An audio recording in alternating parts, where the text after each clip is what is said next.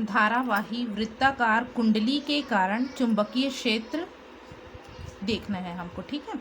कोई धारावाही वृत्ताकार कुंडली है, उसके कारण चुंबकीय क्षेत्र देखना है। तो क्या लेंगे उसके लिए, कागज का एक गत्ता, ठीक है, जिसके एक सिरे से हम मतलब 2 छेद कर देंगे और तार को निकालकर इस प्रकार बैटरी की सहायता से धारा प्रवाहित करेंगे, ठीक है। तो मैंने यहाँ एक वृत्ताकार धारावाही कुंडली ली है, जिसमें इस सिरे से धारा ऊपर की ओर प्रवाहित हो रही है और नीचे इस प्रकार से धारा निकल रही है, ठीक है ना। यहाँ धारा ऊपर की ओर जा रही है और इस प्रकार से आगे बढ़ते हुए यदि इस सिरे में देखें तो धारा नीचे की ओर जाएगी, ठीक है। यदि हम इसके आसपास चुंबकीय क्षेत्र देखना चाहें, उसकी दिशा देखना चाहें, तो दाएं हाथ के थंब रूल का उपयोग करते हैं। तो धारा यहाँ ऊपर की ओर जा रही है, मतलब हमारा अंगूठा ऊपर की ओर होगा, और चुंबकीय क्षेत्र की दिशा क्या होगी, अपनी उंगलियों को मोड़ो, इस प्रकार से इधर से आ रहा है तो चुंबकीय क्षेत्र की दिशा इस प्रकार से होगी, ठीक है, जो मैंने दर्शाया है। इसमें भी थंब रूल लगाते हैं, ठीक है, राइट हैंड का। तो ये नीचे की ओर आ रहा है तो थंब जो है नीचे की ओर रहेगा और उंगलियां इस प्रकार से कर्ल हो रही है अंदर की ओर, इस प्रकार से इधर। तो ये इस प्रकार से इधर से जाती हुई चुंबकीय बल रेखाएं हम लोगों ने खींच दी, ठीक है। तो हम देख रहे हैं जहाँ पर धारा प्रवाहित हो रही है उस तार के पास जो है चुंबकीय बल रेखाएं सकेंद्री वृत्त के रूप में है। किस रूप में है, सकेंद्री वृत्त के रूप में। यहाँ भी देख सकते हैं तार के पास जो है ये क्या है, सकेंद्री वृत्त के रूप में है। जब हम इस कुंडली के केंद्र पर आते जाते हैं, ये कुंडली है, ठीक है ना, इसका सेंटर बीच वाला ये होगा केंद्र। तो उसके पास यदि देखें तो ये वक्र जो है धीरे धीरे कम होता जा रहा है, ठीक है ना। ये देखो चुंबकीय बल रेखाएं इस प्रकार से इस ओर जाएंगी, इसमें भी देखेंगे तो इस ओर। तो ये वक्रता जो है इस प्रकार से है और धीरे धीरे क्या होता जा रहा है, कम होता जा रहा है। और मध्य में एकदम सेंटर में देखो कुंडली के केंद्र में ये बल रेखाएं एक दूसरे के क्या हो जाती है, लगभग समांतर हो जाती है। तो यदि हमको पूछा जाए धारावाही वृत्ताकार कुंडली के केंद्र पर चुंबकीय क्षेत्र रेखाएं क्या होती है, तो ये एक दूसरे के लगभग समांतर होती है तथा एक समान होती है, सभी का मान एक समान होता है, ठीक है ना। तो इस प्रकार से जो है धारावाही वृत्ताकार कुंडली का चुंबकीय क्षेत्र निकाल सकते हैं, ठीक है। समझ में आया होगा सभी को। यहाँ लिखा भी है मैंने, कुंडली के केंद्र पर चुंबकीय क्षेत्र एक समान होता है। यह चुंबकीय क्षेत्र कुंडली के तल के लंबवत होता है। केंद्र पर देखो क्षेत्र एक समान होता है और यह चुंबकीय क्षेत्र कुंडली के तल के लंबवत होता है। ये कुंडली का तल है, ये कुंडली का तल है, उसके क्या है जी, लंबवत है, ठीक है, 90 डिग्री पर। तो इस प्रकार से हमको देखना है। अब हम निकालते हैं धारावाही वृत्तीय कुंडली के केंद्र पर चुंबकीय क्षेत्र। ये कोई धारावाही वृत्ताकार कुंडली है, उसके केंद्र पर मुझे क्या ज्ञात करना है, चुंबकीय क्षेत्र की तीव्रता ज्ञात करनी है, ठीक है। इसमें जो है धारा इस प्रकार से बह रही है, तो इसमें हम बायो-सेवर्ट्स के नियम का उपयोग करेंगे। तो माना तार XY को वृत्तीय कुंडली के रूप में मोड़ा गया है, जिसका केंद्र O है तथा त्रिज्या r है। क्या है इसकी त्रिज्या, r है। इसमें I विद्युत धारा प्रवाहित हो रही है, इसके केंद्र O पर चुंबकीय क्षेत्र की तीव्रता ज्ञात करनी है। तो हम उपयोग करेंगे बायो-सेवर्ट्स का नियम, जो किसके लिए लागू होता है, अल्पांश के लिए। तो यहाँ हम एक अल्पांश ए भी ले लेते हैं, जिसकी लंबाई क्या ले ली है हमने, dl, ठीक है। तो ए भी एक अल्पांश के कारण केंद्र O पर चुंबकीय क्षेत्र की तीव्रता, ठीक है। तो db इज इक्वल टू अल्पांश ए बी की लंबाई कितनी है, लंबाई dl ली है हमने, ठीक है, कितना है dl। तो db is equal to mu 0/4 pi I dl sine theta upon r square होगा बायो-सेवर्ट्स के नियम से। यहाँ थीटा बराबर मैंने लिखा है 90 डिग्री। कैसे होगा, तो यहाँ देखिए अल्पांश है और ये वृत्त की त्रिज्या है, ठीक है। वृत्त की जो त्रिज्या है वो परिधि के साथ कितने अंश का कोण बनाती है, तो 90 अंश का कोण बनाती है। तो यहाँ पे कोई भी अल्पांश लो, वो सभी कितने अंश का कोण बनाएंगी, 90 अंश का कोण बनाएंगी, ठीक है। इसलिए थीटा बराबर 90 डिग्री रख देंगे, तो साइन 90 का मान 1 होगा, तो ये 1 हो जाएगा। तो हमारे पास D B is equal to mu 0/4 pi I dl आ गया, ठीक है, अपॉन r, थीटा 1 हो गया। ये तो केवल अल्पांश के लिए हो गया। हमको तो ये संपूर्ण धारावाही वृत्ताकार कुंडली के लिए देखना है, ठीक है। तो हम क्या करेंगे, इंटीग्रेशन कर देंगे, ऐसा अल्पांश बहुत सारा लेंगे, ठीक है, और ये सारे अल्पांश मिल के क्या बनाएंगी जी, वृत्त की परिधि बनाएंगे। क्या बनाएंगे, वृत्त की परिधि। तो अतः धारावाही वृत्तीय कुंडली के केंद्र पर चुंबकीय क्षेत्र की तीव्रता स्मॉल बी से डी बी से बी हो जाएगा संपूर्ण के लिए, ठीक है। Integration mu 0 4 pi I D L upon R square, जो कांस्टेंट है वो बाहर आ जाएंगे, डी एल जो है वेरी कर रहा है, देखो संपूर्ण के लिए लेंगे संपूर्ण अल्पांश, ऐसे डी एल हम बहुत सारे ले सकते हैं, ठीक है। यदि सभी को जोड़ेंगे तो क्या बनेगा, वृत्त की परिधि। तो इस डी एल को यदि समाकलन करेंगे तो वृत्त की परिधि बन जाएगी, ठीक है, 2 पाई आर, ठीक। तो ये 2 पाई आर हो गया। तो हमारे पास कितना आ गया, देखिए b is equal to mu, R से आर कैंसिल हो गया, mu 0 upon 4 pi 2 pi I upon R. चाहे तो आप लोग पाई और 2 को कैंसिल कर सकते हैं, तो हमारे पास आएगा mu 0 upon mu 0 into mu 0 upon 2 into I upon R, ठीक है। ये 2 से 2 कैंसिल हो गया तो 2 बचेगा, ठीक है। इस प्रकार से वेबर पर मीटर स्क्वायर, ठीक है। फेरों की संख्या n होगी तो n का मल्टीप्लाई हो जाएगा, ठीक है। जितने कुंडली रहेंगे उतने ही गुना हो जाता है चुंबकीय क्षेत्र की तीव्रता, ठीक है। सभी को समझ में आ ही गया होगा। सीधे धारावाही तार द्वारा उत्पन्न चुंबकीय क्षेत्र की तीव्रता, ठीक है। Intensity of magnetic field produced by straight current carrying conductor infinite length, ठीक है। एक चालक तार है जिसकी लंबाई क्या है, अनंत, ठीक है। उसकी हमको क्या ज्ञात करनी है, उसके कारण जो है उत्पन्न चुंबकीय क्षेत्र की तीव्रता ज्ञात करनी है किसी बिंदु पर, ठीक है। तो बायो-सेवर्ट्स का नियम के उपयोग करना है हमको, ठीक है। तो बायो-सेवर्ट्स का नियम जो है केवल एक अल्पांश के लिए ही लागू होता है, ठीक है ना। तो यहाँ हम एक अल्पांश ले लेंगे ए बी, ठीक है ना। अब हमको संपूर्ण तार का निकालना है जिसकी लंबाई क्या है, इनफाइनाइट है, ठीक है। तो उस तार का हमको क्या ज्ञात करना है, चुंबकीय क्षेत्र की तीव्रता ज्ञात करना है किसी बिंदु पर, ठीक है ना। तो हम क्या करेंगे, इस बिंदु से तार के जो ऊपरी सिरे है और निचले सिरे को मिला देंगे तो क्या बनेगा, एक पॉइंट यदि बीच में ले लेंगे तो उससे मान लो एक और अल्फ़ा 1 कोण बन रहा है और दूसरी ओर अल्फ़ा 2 कोण बन रहा है, ठीक है ना। तो हम क्या करेंगे, इसका अल्पांश के लिए निकाल लेंगे, फिर क्या करेंगे, हम उसका समाकलन कर देंगे। सबसे अच्छा तरीका होता है संपूर्ण का यदि हमको निकालना है तो समाकलन करना। तो यहाँ हम करेंगे समाकलन कोण के सापेक्ष, ठीक है ना। यहाँ मैं समाकलन करूँगी, एक और अल्फ़ा 2 है दूसरी ओर अल्फ़ा 1। तो देखो यदि इस पूरे का चाहिए मुझे, इस पूरे तार का, तो अल्फ़ा 2 से अल्फ़ा 1 तक मैं क्या कर दूँगी, समाकलन कर दूँगी, ठीक है। तो बायो-सेवर्ट्स के नियम से जो चुंबकीय क्षेत्र की तीव्रता मिलेगी dB, उसको मुझे किस में चेंज करना पड़ेगा, अल्फ़ा के पदों में चेंज करना पड़ेगा, ठीक है। तो यहाँ हम वैसा ही करेंगे।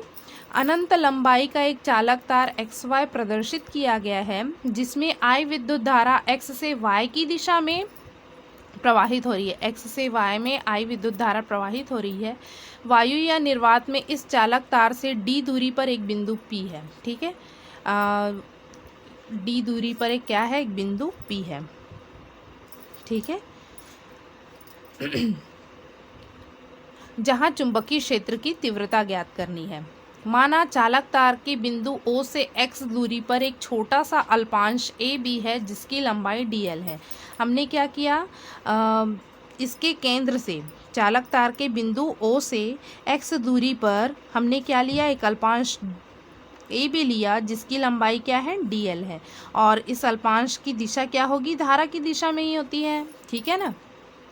तो बायो-सेवर्ट्स के नियम से DL लंबाई के अल्पांश AB के कारण बिंदु P पर चुंबकीय क्षेत्र की तीव्रता, ठीक है, अल्पांश DL के कारण। तो हम जानते हैं D B is equal to क्या होता है, mu 0 4 pi I D L sine theta upon R square होता है। ठीक है, ये जो है थीटा के पदों में है और आर के पदों में है। हमको चाहिए यदि संपूर्ण निकालना है उस चालक तार का, इन्फिनिट जो तार है हमारे पास, इन्फिनिट लंबाई का, अनंत लंबाई का, तो हमको अल्फ़ा और अल्फ़ा 2 के पदों में चाहिए, या कह सकते हैं कि अल्फ़ा के पदों में चाहिए। तो हम चेंजेस करेंगे यहाँ पर। तो यहाँ ए पी क्या है, ए से पी तक की दूरी आर है। ठीक है, स्मॉल आर ले लिए हैं। अल्पांश से बिंदु पी तक की दूरी को स्मॉल आर लेते हैं ना। ठीक है, ओ पी क्या है, ओ से पी तक की दूरी डी है, तो डी ले लिए हैं। अब हम क्या करेंगे, ए से क्या खींचेंगे, बी पी पर एक लंब ए सी खींचेंगे। ठीक है ना, बी पी पर एक लंब मैंने खींचा ए सी। ठीक है, लिख लिया उसी को, बिंदु ए से बी पी पर लंब ए सी डाला गया। ठीक है, अब मुझे क्या मिल गया, एक त्रिभुज मिल गया। ठीक है, त्रिभुज ए बी सी में साइन थीटा बराबर निकाल लूँगी मैं। ठीक है, ये थीटा क्या है, अल्पांश से बिंदु पी के बीच जो कोण बनता है वो थीटा होता है ना, तो ये अल्पांश है। ठीक है, और उससे जो है बिंदु पी के बीच जो कोण बनेगा वो थीटा है। अब त्रिभुज ए बी सी में साइन थीटा बराबर लगाते हैं, तो लंब बटे कर्ण, लंब क्या है, जो ए सी लंब डाले हैं वो लंब का काम करेगा, कर्ण क्या होगा, जो सामने वाली भुजा होती है वो कर्ण होती है, तो ए सी अपॉन ए बी। ठीक है ना, ये लंब हो गया ए सी और सामने वाली भुजा है ए बी, कर्ण का काम करेगी, तो लंब बटे कर्ण। ए सी का मान निकालिए तो क्या आ जाएगा, ए बी साइन थीटा, और ए बी क्या है, डी एल है, अल्पांश की लंबाई डी एल। ठीक है, तो हमारे पास आ गया ए सी बराबर डी एल साइन थीटा। तो डी एल साइन थीटा की जगह मैं क्या रख दूंगी यहाँ पर, ए सी। ये डी एल साइन थीटा की जगह क्या रख दूंगी, ए सी। ए सी आ गया। ठीक है, अपॉन आर स्क्वायर। अब हम जानते हैं कोण बराबर क्या होता है, चाप बटे त्रिज्या। ठीक है ना, तो यहाँ देखिए अल्पांश ए बी से मान लो इन दोनों के बीच जो बिंदु पी से मिला रहे हैं, तो उनके बीच का कोण क्या होगा, बहुत कम होगा। ये अल्पांश है, इस प्रकार से बहुत छोटा है। ठीक है ना, तो उनके बीच का कोण भी क्या होगा, बहुत छोटा होगा, तो उसके मैंने क्या मान लिया, डी अल्फ़ा। ठीक है, क्या मान लिया, डी अल्फ़ा। तो डी अल्फ़ा के यहाँ ध्यान दीजिए, यहाँ कोण है ये डी अल्फ़ा और इस प्रकार से ए सी है, तो कोण बराबर हम जानते हैं क्या होता है, चाप बटे त्रिज्या। तो ये देखिए ये कोण, और ये कहीं ना कहीं किसका काम कर रहा है, ये ए सी चाप का काम कर रहा है, और त्रिज्या क्या हो जाएगा जी, आर हो जाएगा। ठीक है ना, तो यहाँ कोण बराबर चाप बटे त्रिज्या लगाएंगे। कोण है डी अल्फ़ा, चाप है ए सी और त्रिज्या क्या है, आर है। ठीक है ना, तो ए सी का मान आ गया आर इंटू डी अल्फ़ा, तो पुनः ए सी की जगह हम क्या रख देंगे, आर इंटू डी अल्फ़ा। अब जो है आर से आर कैंसिल हो जाएगा, एक आर बचेगा, तो mu 0 upon 4 pi I D alpha upon R बचा। ठीक है, यहाँ से हम देख रहे हैं यदि अल्पांश ये बिंदु P जो है अलग अलग दूरियों पर लेंगे तो R का मान भी क्या होगा, बदलेगा। हमको केवल अल्फ़ा के मान को ही बदलना है, R का मान नहीं बदलना चाहिए। तो हम क्या करेंगे, इस R वाले टर्म को भी हमको हटाना है। तो कैसे हटाएंगे, तो अब लेते हैं हम त्रिभुज ओ पी बी में, किसमें, त्रिभुज ओ पी बी में। ठीक है ना, ये बहुत छोटा सा अल्पांश है,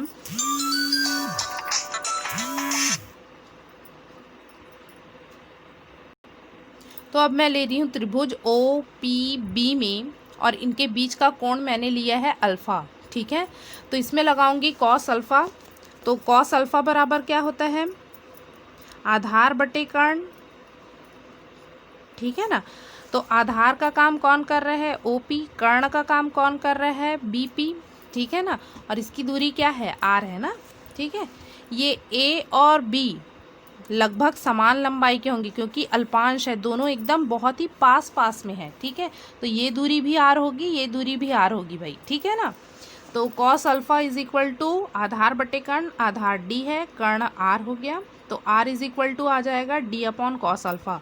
तो D B is equal to मुझे प्राप्त हो गया यहाँ mu 0 upon 4 pi I D alpha cos alpha. R का मान मैंने क्या रखा, D अपॉन कॉस अल्फ़ा, तो D कॉस अल्फ़ा ऊपर चला गया। ठीक है, तो मुझे ये पूरा जो चुंबकीय क्षेत्र की तीव्रता बायो सेवर्ट्स के नियम से जो मिलता है वो किस में के पदों में मिल गया, अल्फ़ा के पदों में। अब इसको आसानी से जो है इंटीग्रेट किया जा सकता है। ठीक है, ये पूरा काम जो है हम कोण के पदों में या अल्फ़ा के पदों में बदलने के लिए कर रहे हैं। ठीक है, पहले हमने क्या किया, साइन थीटा को चेंज किया। ठीक है ना, लंब डाल लिए। ठीक है, उसके बाद जो है साइन थीटा का मान निकाले। ठीक है, साइन थीटा को हटा दिए, एसी के पदों में आ गया। अब कोण बराबर चाप बटे त्रिज्या लगाएं। ठीक है ना, अभी भी आर बचा हुआ है तो उसको क्या किया, त्रिभुज OPB से ले लिए, कॉस अल्फ़ा निकाले, वहाँ से आर की वैल्यू आ गई तो हमको ये मिल गया। ठीक है, D B is equal to mu 0 upon 4 pi I D alpha cos alpha upon D. ठीक है, समीकरण 5 जो है एक अल्पांश धारावाही चालक के कारण किसी बिंदु पर उत्पन्न चुंबकीय क्षेत्र की तीव्रता को दर्शाता है। ठीक है, एक अल्पांश के कारण। अतः px व py को मिलाने पर कुल चालक xy के कारण किसी बिंदु P पर चुंबकीय क्षेत्र की तीव्रता ज्ञात करने के लिए हमको क्या करना पड़ेगा, इंटीग्रेशन करना पड़ेगा। तो कहाँ से कहाँ तक करना पड़ेगा, तो मुझे x से अब पूरा y तक चाहिए, तो मैंने क्या किया, x से बिंदु P को मिलाया, y से बिंदु P को मिलाया। तो ये कोण जो है y की ओर मैंने ले लिया अल्फ़ा 1, दूसरी ओर ले लिया अल्फ़ा 2। ठीक है, तो एक ओर यदि धनात्मक ले रही हूँ अल्फ़ा 1 को, तो दूसरी ओर अल्फ़ा 2 को क्या लेना पड़ेगा, ऋणात्मक। ठीक है, तो मैं जो इसका इंटीग्रेशन कहाँ से कहाँ तक करूँगी, -अल्फ़ा 2 से +अल्फ़ा 1 तक। ठीक है, एक और धनात्मक तो एक और ऋणात्मक लेना पड़ेगा हमको, तो इसका इंटीग्रेशन कर लेंगे हम। अतः लंबे चालक XY के कारण बिंदु P पर चुंबकीय क्षेत्र की तीव्रता B is equal to -alpha 2 से अल्फ़ा 1 तक। ठीक है, माइनस के लिए समझ में आया, mu 0 upon 4 pi I upon D cos alpha D alpha. ठीक है, जो कांस्टेंट है सारी चीज़ें बाहर आ जाएंगी, क्या बचा, cos alpha D alpha. Cos का जो है समाकलन साइन होता है, साइन अल्फ़ा हो जाएगा ये, और अपर लिमिट लोअर लिमिट रखेंगे, फिर पहले upper limit minus lower limit रखेंगे। साइन माइनस थीटा बराबर हम जानते हैं क्या होता है, माइनस साइन थीटा। तो साइन -अल्फ़ा 2 बराबर माइनस साइन अल्फ़ा 2, तो माइनस माइनस इसलिए प्लस हो गया। ठीक है ना, ये लिखा भी हुआ है। ठीक है, तो हमारे पास आ गया B is equal to mu 0 4 pi I upon D sine alpha plus sine alpha 1 plus sine alpha 2। ये जो है पूरे चालक तार जो अनंत लंबाई है उसके कारण किसी बिंदु P पर उत्पन्न जो चुंबकीय क्षेत्र की तीव्रता है उसका मान है। ठीक है ना, अब केसेस देख लेते हैं। यदि बिंदु P जो है एक चालक तार है x और y, उसके अभी हम लोगों ने क्या देखा था, इस पॉइंट पे मिड पॉइंट पे था क्या, नहीं, के मध्य में स्थित हो। ठीक है, तो मध्य में स्थित होगा तब क्या आएगा, देखते हैं। तो अल्फ़ा 1 और अल्फ़ा 2 का मान मैंने यहाँ लिया है 90 अंश। कैसे 90 अंश आ गया, यदि इसको बिंदु P को यहाँ से मिलाएं और इस प्रकार यहाँ से मिलाएं तो कोण, यहाँ तो कुछ कोण बन रहा है, 90 अंश नहीं है। तो ध्यान दीजिए, ये जो XY तार है अनंत लंबाई का है, ये कुछ कोण बना, ये अनंत लंबाई का है, मतलब ये आगे की ओर और है। तो इस प्रकार धीरे धीरे जो है कोण का मान बढ़ते जाएगा, तो ये लगभग क्या हो जाएगा जी, अब 90 अंश। 2 पैरेलल लाइंस जो है एक दूसरे को काटती है, ऐसा जो है माना जाता है। ठीक है ना, तो ये अनंत लंबाई का है, मतलब बहुत दूर में जाकर ये मिलेगा। ये तो हम लोगों ने डायरेक्ट दर्शाने के लिए यहीं पर दर्शा दिया है कि इस प्रकार से है, पर ये अनंत लंबाई का है, मतलब आगे कहीं और जाके मिलेगा। तो ये जो कोण हम लोगों ने दर्शाया है, ये अल्फ़ा 1 और अल्फ़ा 2, ये कहीं ना कहीं क्या है, 90 अंश बन जाएगा। देखो इस दूरी पर बनेगा तो सीधा हो गया ये लाइन लगभग। तो हम कह सकते हैं कि अल्फ़ा 1 व अल्फ़ा 2 क्या है, 90 अंश है। क्यों 90 अंश लिया है, समझ में आया। ये हमने दर्शाने के लिए इस प्रकार से कोण लिया है, परंतु ये लंबाई क्या है जी, अनंत। तो ये जब मिलाएंगे तो लगभग सीधी रेखा मिलेगी हमको, अनंत लंबाई का है आगे, ठीक है ना। तो लगभग सीधी लाइन मिलेगा, तो हम कह सकते हैं ये कोण कितना बनेगा जी, 90 अंश बनेगा। कितना बनेगा, 90 अंश। तो इसलिए अल्फ़ा 1 अल्फ़ा 2 का मान मैंने 90 अंश लिया है, ठीक है। तो ये आ गया साइन 90 और साइन 90 का मान 1 होता है, तो 2i। तो b is equal to mu 0/4 pi 2i upon D आ गया। अब बिंदु P को मैं ले रही हूँ निकट स्थित हो। यदि x y अनंत चालक की लंबाई हो, लेकिन बिंदु P x या y के निकट हो। अभी हमने क्या लिया था, x और y दोनों के मिड पॉइंट पर हो। अब मैं क्या ले रही हूँ, इस चालक तार में कोई भी x या y दोनों में से किसी एक के निकट हो, ठीक है ना। तो मैं ले रही हूँ यहाँ, मान लो y के निकट है, ठीक है ना। ये बिंदु P जो है y के निकट है, तो इससे कितने अंश का कोण बना रहा है, तो भाई 0 अंश का कोण बना रहा है। तो अल्फ़ा 2 बराबर 0 हो गया। और इससे देखो यदि मिलाएंगे तो ये बहुत ही दूरी पर है भाई, तो ये भी लगभग सीधी हो जाएगी रेखा। मतलब हम कह सकते हैं दूसरी ओर 90 अंश का कोण बनेगा, अल्फ़ा 1 बराबर, ठीक है ना। तो एक और 90 अंश का बनेगा, दूसरी ओर 0 डिग्री, क्योंकि दूसरी ओर पॉइंट पर ले रहे हैं, इसलिए इससे देखो कितने अंश का कोण बन रहा है, 0 डिग्री का कोण बन रहा है। तो अल्फ़ा 2 0 हो गया, अल्फ़ा 1 क्या हो गया, 90 हो गया। ये ध्यान रखिए कि अनंत लंबाई है, इसलिए जब मिलाएंगे तो कोण लगभग 90 अंश का बनेगा। तो b is equal to mu 0/4 pi I upon D sine 90 plus sine 0, ठीक है। साइन 0 का मान 0 होता है, साइन 90 का मान 1, तो ये 1 हो गया। 1 से मल्टीप्लाई करेंगे तो क्या आएगा, b is equal to mu 0/4 pi I upon D. तो ये हम देख रहे हैं कब अधिकतम होती है चुंबकीय क्षेत्र की तीव्रता, जब मिडिल में हो, मिड पॉइंट पर, उसके मध्य बिंदु पर स्थित हो, ठीक है ना। और किसी एक और सिरे पर लेंगे तो क्या हो जाएगा, उसका आधा हो जाता है, mu 0/4 pi I upon D. यहाँ देखो ये 2 से मल्टीप्लाई है, यहाँ क्या हो गया है, आधा हो गया है, ठीक है ना। तो ये ध्यान रखेंगे, ये इम्पॉर्टेंट है।